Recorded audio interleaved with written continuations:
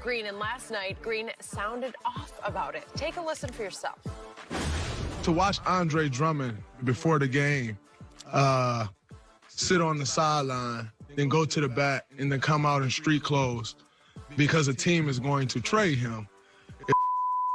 Because when James Harden asked for a trade and essentially dogged it, I don't think there was no surprise or there's no one's going to fight back that James was dogging it his last days in Houston. But he was castrated for wanting to go to a different team, and everybody destroyed that man. And yet a team can come out and say, oh, we want to trade a guy, and then that guy is to go sit.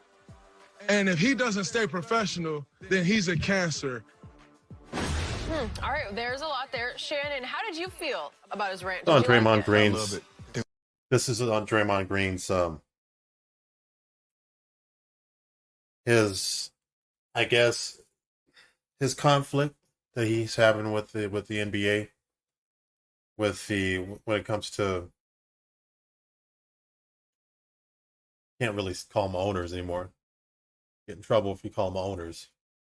Now they call themselves governors because of this whole dynamic involving race, and this really started with the George Floyd thing, and it started this whole conversation. The obviously the George Floyd thing was horrific, but the one positive thing, if there was anything that come positive out of that, was it created this conversation between, particularly with race relations, and it goes back to even like small nuanced things like, do you call, like the NBA calling the majority shareholders of a sports franchise an owner, or do you call them something else? Owner having stipulations or tie-ins with the old capitalistic racist system of slavery, which slavery was a byproduct of capitalism. It is. You sit here and you can complain and you can cry and act like bitch at me and get pissed off and act like it isn't, but it is. But so now the NBA, they don't call the owners, now they call them governors. But that's a convoluted direction. I'm going off on a tangent that goes into a completely different area of discussion. I don't want to go off on some crazy wild ass tangent, so let me just get back into this. But this is regards to Draymond Green's criticism of these, we'll call them governors, or you could call them majority shareholders in these NBA basketball franchises, them having the ability to go ahead and to openly bench somebody. Like in this particular instance, he's referring to DeAndre Drummond from the Cleveland Cavaliers, or they also mentioned Blake Griffin. They talk about Blake Griffin with the Detroit Pistons, about benching these guys openly, and then being able to tell the media and tell social media and the media and everybody that they're going to go ahead and bench these guys until they find a suitable trade opportunity or situation. And those players should just sit on the sidelines in street clothes or whatever and just shut up and have no say in it. But if you flip it the other way around and the players feel disgruntled, like with the James Harden situation in Houston, he demands a trade, they rain holy hell on that player. The media rains holy hell on that player. Or that player can get fined. They go ahead and openly say something or mention, that they're dissatisfied, that they want a trade, that they want out. I remember the situation with the Phoenix Suns just a couple of years ago, where the media, they bashed, jumped all over Eric Bledsoe when Eric Bledsoe was point guard with the Phoenix Suns, when he put out a tweet that said, I don't want to be here anymore. And the media, oh, what the hell? What are you talking about? You don't want to be here. You just signed a new contract and this and that.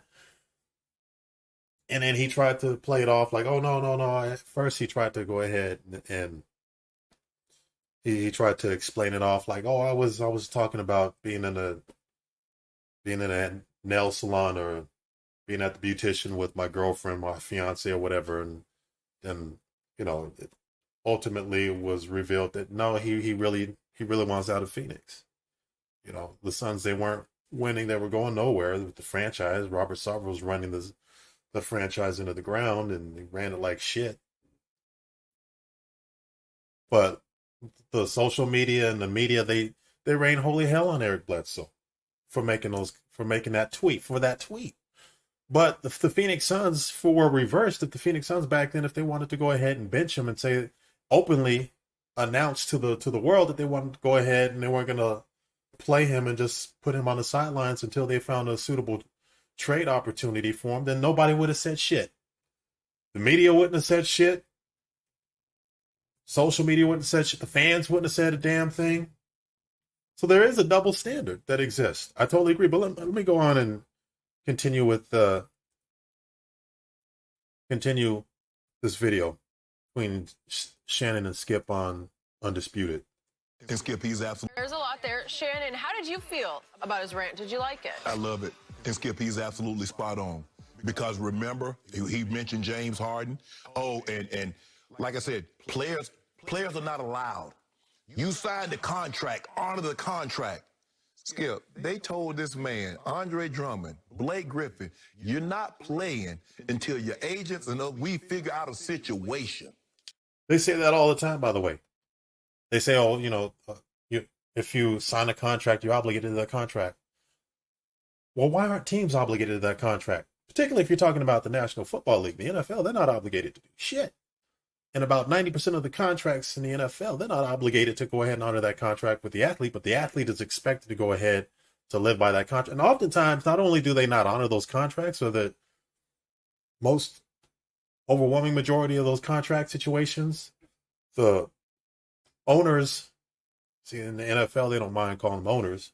The owners, they have no problem not honoring a contract with an athlete, to the point to where even like they can cut them whenever they want to, or even if it's they go ahead and they just sign somebody to a contract, and the stipulations of the contract is the player is going to receive this much money, so much money throughout the course of these years, whatever, and it's on a scale. Maybe it's on a upward scale, or maybe it's on a sliding scale. It's rarely it's ever on a sliding scale. It's generally on an upward scale, like a slanted scale, where that player is going to make more money as each year goes by. What they'll often do, oftentimes the NFL, the ownership or the majority shareholders of that particular NFL sports franchise, they'll go to the players and they'll say, look, we're going to go ahead and restructure your contract. So we want you to take less money. We might go ahead and compensate you on the back end if we decide to go ahead and honor that contract, but we want you to go ahead and take a little bit of a pay cut to help us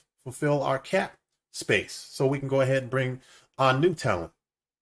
And that player is expected, not just by the ownership, but by the fans too, and oftentimes the media, to go ahead and renegotiate their contract for the franchise's benefit, not to their benefit.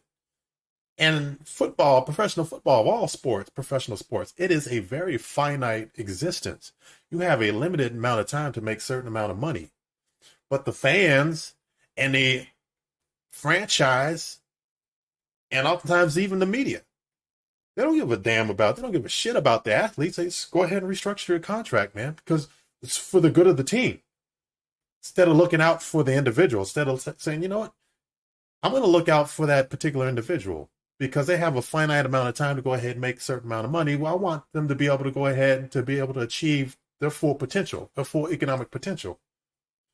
But you shit on the individual athletes all the time when they ask for certain demands that the franchise, the ownership, the majority shareholders don't feel like living up to. Then you go ahead and rain holy hell on the athletes. I think that's a double standard, and it exists in society. And I can go down that rabbit hole as to why that is. If I want to, I can really go down that rabbit hole. The owners versus and Shannon's talking about it, and I think that he's more eloquent than I am on this. So I'm gonna let Shannon Sharp go ahead and explain himself, and we'll hear what Shannon and what Skip have to say. You're not playing until your agents and we figure out a situation. Really? Skip, if I'm not mistaken, they fined AD $100,000 for some requested for warning out. Even though he's behind the scenes, say, trying to handle this in a private manner, they say, no, a healthy scratch. So, James, so in other words, and this is what I've always had a problem with, teams. Anthony Davis, a couple years ago, he wore a "That's All, Folks" a T-shirt. The last game when he was with the when he was with the New Orleans Pelicans before he ultimately got traded over to the Los Angeles Lakers. He wore a "That's All" shirt. He wore a "That's All, Folks" T-shirt. And they rained, the media, social media rained holy hell on him for wearing a damn T-shirt. A T-shirt. Teams can do whatever they want because the fans, for some reason, Skip, the billionaires have somehow done a great job of convincing the fans. If a player does something, the billionaire has been wronged by the millionaire player. It happens in every sport. In football, Skip, we see that all the time. A player, they're going to side strikes. Players, the fans side with the players. And here's a situation. Teams put together teams all the time. You look at Danny Ainge really started the big three when he went out and got Kevin Garnett and Ray Bingo. Allen and teamed up with Paul Pierce. Bingo. Everybody said Danny Ainge was genius. Boy, that was unbelievable what he did. But LeBron James is a free agent. Chris Bosh is a free agent. How dare they do that? They ruined the league. They destroyed the league. LeBron James destroyed the NBA, man, by teaming up with a couple other all-stars to go ahead and form a super team. Danny Ainge formed the Big Three just a couple seasons before that. Won an NBA title. Danny Ainge is a genius. He's a genius general manager, president of the Boston Celtics. LeBron James goes and comes up with an idea. Let's form a super team, man. Oh, he destroyed, he ruined the integrity of the NBA. I'm not going to watch the NBA anymore. Why is that, man? Why is that? You know, back in the day, it's Kurt Flood, who was the first person to go ahead and actually sue the Major League Baseball for free agency. He was demonized back then. Back then when the players had little to no leverage as far as it came to self-determination, as far as when their contracts ended or when their contracts expired, to have an opportunity to go wherever they wanted to go. Even back then, they had absolutely next to no leverage when it came to bargaining power and they came to negotiations, and they were making pennies on the dollars to what athletes make today. And it was because somebody like Kurt Flood, and Kurt Flood was demonized. He was whiteballed out of Major League Baseball because of what he did. But he paved the way so these athletes can make the money that they make. So you pay a price when you're an athlete. And Kurt Flood got shit on. He got shit on by the media back then. He got shit on by the majority shareholders of those Major League Baseball franchises, the owners. He got destroyed. Why is that, man? Even back then in the 70s, when Kurt Flood was the first person to actually come out and say, look, man, I'm not just a commodity. I'm a person, I'm a human being. I should have negotiating powers with these other professional Major League Baseball teams. Why can't I and others like me go ahead and negotiate with these teams? Why can't we go to the highest bidder with the best terms, the best conditions? He got shit on. Why is that? That there's this dichotomy where fans and even media, they're more in alignment with these billionaire owners than they are with these millionaire players. Why is that? I wonder why that is. In the league, Chris Bosh as a free agent. How dare they do that? They ruined the league. They ruined the league. Kevin Durant as a free agent. He goes join Stephen Clay. He ruined the league. So players don't have the ability as a free agent to do what teams do all the time. They cut players, they trade players, but to tell a player, you cannot play, and the player is healthy. Because remember, that Adam Silver came out and said that healthy players, I'm expecting you to play. And if a healthy player doesn't play in a national televised game, they're going to find the team hundreds of thousands of dollars. Draymond is 1,000% correct, Skip. They got to do something about this, because you can't say, if I want to move on, I want to play the younger guys. Okay, James Harden said, look, I don't believe I can win here. Skip, I didn't get upset at James wanting to move. I got upset with how he handled it. So he should have been allowed to sit, not cause a commotion, until they find a trade partner. Don't force him to go out there and play. Don't label him and say all these other things. And fans, you need to understand. Give the player the same respect you give the team. When they want out, when the team want to move on with a player, they want to buy him out or they want to trade it, they got no problem sitting a healthy player. Let the players have that same kind of leeway. Okay. On this one, I'm not with you, and I'm not with Draymond. And yet, I want to be clear that I have always been very pro-player. I think all these players, they're so gifted, they should get every penny they can get. And many times, they do get well paid for what they do. And I'm Would not you be about with Kirk shut Flood? up and dribble here. I'm just Would you talking be with Kirk about Flood? the So I got to rules ask are the Skip. Would you be rules with that Kirk you Flood? signed off on. You ceded I- some I- of this I hope control so. to the owners through collective bargaining. Yes. So if you don't like it, fight it. Next time you get the chance, fight back. It's going to cost you some money to fight, as you well know. You're going to have to sit out, literally without getting paid. It Because cost we're Kirk talking Flood about his right now career. an Andre Drummond, and in the report, they spoke right before tip-off, so I'm sure they were commiserating over this. That's fine. But I can't work up a lot of sympathy right now for Andre Drummond because he's in his 9th season in this league. Right. He's made so far, if you give him the rest of his contract this year, which is It's a nice season. $28.8 million, okay? He will have made $136 million to play basketball. It's pretty Good for him. Yeah. Good for him. It's not like I can work up a whole lot of sympathy for him. Right. And yet he's 0-8 in playoff games. Well, I think Cleveland's talking about, I could be wrong, but they might be trying to trade him to a contender so his life could get better. So Why not play? Huh? Why not play him then? Okay. He's a basketball Exactly. player. Okay. Why They not play him? moved on to Jared Allen, which I think Jared Allen is better. Here's where I disagree with Skip Bayless. That's fine that they want to go ahead and move him on to a contender. So be it. Well, like Skip said, why not play him? Why the double standard? Why when an athlete like James Harden makes a request for a trade, he gets all holy hell rained on him? They absolutely throw everything at him. They berate him. They berate somebody like him in public. But when a franchise says that they're going to go ahead and bench somebody and wait until they can go ahead and make a trade for somebody that they consider maybe too expensive of an asset on their particular team, then nobody says nothing. Nobody says nothing. But the athlete openly makes a request and they get fined or they get demonized. That's where my disagreement is with Skip on this. So I think Skip is off on this. Better than Andre Drummond. Okay. So they have moved on. So instead of making him sit on the end of the bench in uniform, they're saying you don't need to dress because obviously they don't want to risk Why not getting play hurt. him in the basketball game? He's a basketball player. He plays basketball. Okay, what if during warm-ups he turns an ankle See? and he's not tradable? Well, what if James Harden was out there when he was Okay, making but stay on Drummond. Stay on Drummond because James is a whole different Skip, situation. I look at it as like a player saying, the organization says, we want to move on. A player says, I want to move on. What's the difference? For a brief period, they're saying, Andre, just take the night off. You're okay. And it's pretty good because they're not just saying take the night off, though, Skip. They're saying take the week off, take the month off. If that's how long it's going to take until we can go ahead and find a suitable trader for you.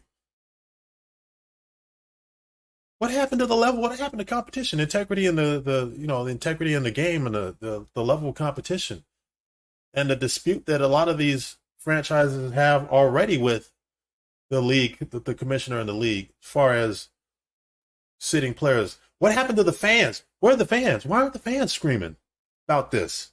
They get pissed off when teams like the San Antonio Spurs and Greg Popovich, when they go ahead and they bench players and give them nights off. Especially when they go out and they spend their hard-earned money to go and watch a basketball game. And I know we're in the COVID crisis where most of the fans are pretty much cut off from having that kind of participation or that kind of experience where they can go into the arena and actually watch the game live. But if you still want to turn on the television, you want to see the best players out there on the court participating. What incentive do they have to really want to be that engaged in a team where that basically benching their best talent so they can go ahead until they can find the best suitor possible for a trade situation? What happened to that, man? There's a double standard. And it's coming from the fans. I'm like, why aren't the fans screaming about this? Well, like DeAndre Drummond, the franchise decides to go ahead and bench him. Why aren't you screaming, "Hey, man, you can't be benching him"? But if if the coach, Greg Popovich or somebody like that, decides to go ahead and bench their players and give them nights off, then you're screaming about that. It's just double. It's all kinds of double standards all over the place, man. They're not cutting your pay. They're actually paying you $28 million to sit. That man wants to play basketball. Okay, but he's going to sooner than later. No, I'm I want to play right now. Okay, but in the next few days, you want to play for a team that's not going to make the playoffs. You just want to go out and he play. Played for a lot of teams. Detroit did. There was a lot of years Detroit didn't make the playoffs, and he played. Okay, so pretty soon he might be a net. He might be with the net. I don't know who he's going to be. And it'd be like, thank you, God. Look where I got. I got to KD and Kyrie and James. But Skip, but see, the problem is now is that you're looking at it because you signed the contract. Okay, the team signed the contract also. Yep. Andre Drummond is a basketball player. He didn't say, well, if things are not going well, I want to be able to sit and then move on. I don't know, and I could be wrong. I don't believe Andre Drummond went to the team and said, I want to get traded. This was their decision. Okay, this is their decision. They have a young... But they were able to acquire a younger, better player than you, so I'm sorry. If you dressed last night, there's a chance you'd play 3 minutes. I don't know. Skip, all I know is I saw the man against the Lakers have 25 and 20. Okay. The guys led the league in rebounding. You got to go back to Moses Malone, to somebody that averaged 15, 16 rebounds over 3 or 4.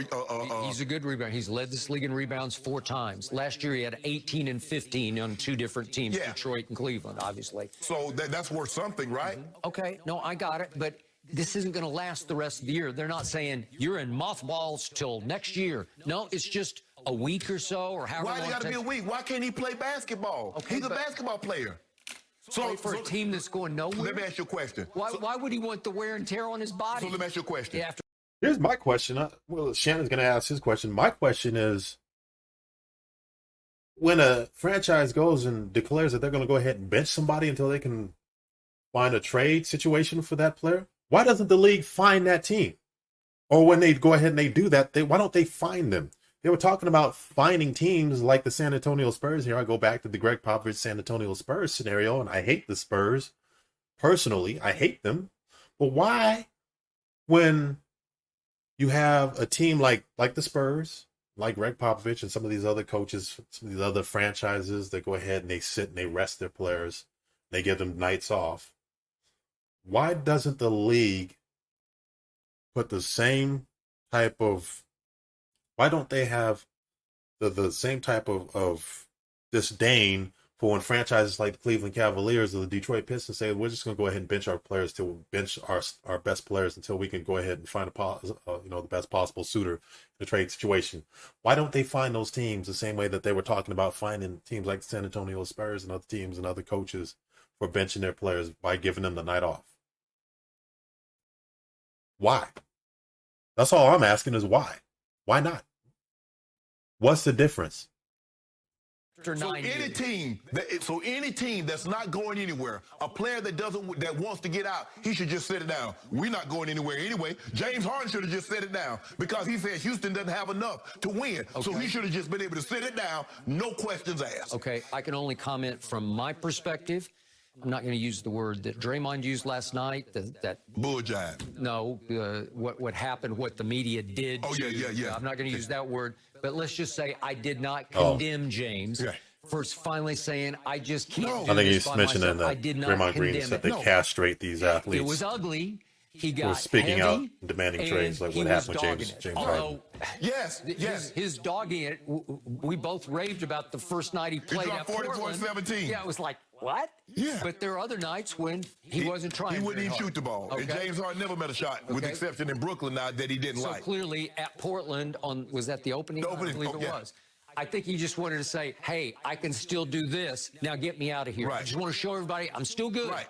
I might be a couple pounds heavy, maybe 10 or 12 pounds, but I can still do this, right? Yes. And it went right to the wire, and he that's another 10 to 12 pounds of weight that James Harden added. That was nothing but the hot wings that he'd been eating at the strip clubs. I mean, while he was waiting for a trade. Have contracts. What did the Pelicans do? They shut him down. Okay, but how can you not? Because you have a contract. Yes. Do you honor your contract here at Fox? Yes, you do. Yes. I mean, listen, I got one. If you want out, you can't get out. Right. You can't. But Skip, you can go sit if you want to, right, but you can't go anywhere else. No, but Skip, my thing is that he has a contract and he wants to play, but because you want to move him, you says, no, don't play. But if I want to move on, I've got to play. How is that in the scheme of things? I get it. Okay. Blake Griffin, Detroit. He wants out. He's asking for a trade, and they're saying, okay, we're going to shop you. We're going to find you a new home. We're going to try to make you happy and help us at the same time. Right. But we can't play you right now. Not that he was giving him a whole lot anyway, Right. but we can't play you because we can't risk that you're going to get hurt, and then you can't be traded. But here's the thing. You're going to have to buy him out. Nobody's going to trade. Okay. Blake Griffin is owed like $76 million Okay. because he has, what, Okay. 30 plus this year and Whichever. 39 on the player I know, option. but they'll try that, and then they'll try a buyout. Yeah, They'll but I try want to 90 figure cents out on the dollar. how to get him out. I want 90 cents on the dollar. Okay, well, they're going to try to work this out, and I'm sure they'll do the best they can. And guess what? Blake Griffin will wind up on a better team than Detroit. Yeah. Want to bet? Yeah. So will it not help Blake But let me- late in his career? But let me ask you a question, Skip. Do we believe that a championship is the missing piece on? I'm not even criticizing the ultimately what the end result might be. It might be better for that player that's getting benched, right? But my gripe with this, my only complaint is the double standard that exists. There's clearly a double standard that exists between these athletes when they demand a trade versus when a franchise decides to go ahead and to bench a player or bench an athlete until they can go ahead and find the best possible trade scenario for them. And they can go ahead and openly make an announcement that they're going to go ahead and bench somebody. And here, the commissioner, Adam Silver, in the NBA, they don't find that team for publicly making it public or doing what they do, which is beyond obvious. I mean, then not only is it beyond obvious, they go ahead and they literally just, they put it out there. But the athlete goes and makes a demand or says something about being disgruntled and possibly looking for a trade, best trade scenario. And like I said, the media and the fans beat the living shit out of that guy, out of that athlete. That's what I'm talking about. I'm not talking about the end result, which probably would wind up will probably benefit Blake Griffin and in this case, DeAndre Drummond. Probably benefit both of them. But I'm just talking about the double standard. It's clearly a double standard. And that's undeniable. In my mind, that's undeniable. But Late in his career? But let me ask you a question, Skip. Do we believe that a championship is the missing piece on Blake Griffin's resume? Yeah. What does it change? Blake Griffin going to the Hall of Fame in pro basketball with a championship? No. Nobody, that's not on his, that's not the missing piece from Blake. No, Nobody's saying, man, if Blake won a championship, I would look at Blake Griffin totally different. Well, no, I think you're not. you would some. No. Well, No, he's not one of those guys. He's not one of those he's guys. never even come close to winning a championship. No, but Skip. Okay, but because those first 3 or 4 years, Skip. he was a sensation in this league. Skip. Whatever team he goes to that's in championship contender, what's he going to be? Third, fourth option? Well, I don't know. Is he going to be better off than he was in Detroit? No, that's not what we're talking about. See, Shannon's speaking science, man. Look at somebody like Mitch Richmond. Mitch Richmond was an all-star, was a great basketball player with the Sacramento Kings. And before that, the Golden State Warriors. And I think that he won a championship with the Los Angeles Lakers with Shaq and Kobe. Does anybody talk about Mitch Richmond and the contribution that he made with the Los Angeles Lakers? No. About Glenn Rice. Glenn Rice, I believe, was on that same one of those same Laker teams with Mitch Richmond when they won an NBA championship, when they brought a Larry Bryant trophy to LA. No, they were talking about Shaq and Kobe. They weren't talking about Mitch Richmond or Glenn Robinson. They weren't talking about them. Those were great players too. They had nice, long, successful careers. You could disputably Hall of Fame careers. This is what Shannon's talking about. He's absolutely right. He'll be better off. He'll probably.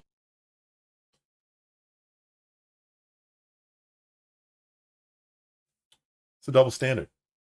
Just is.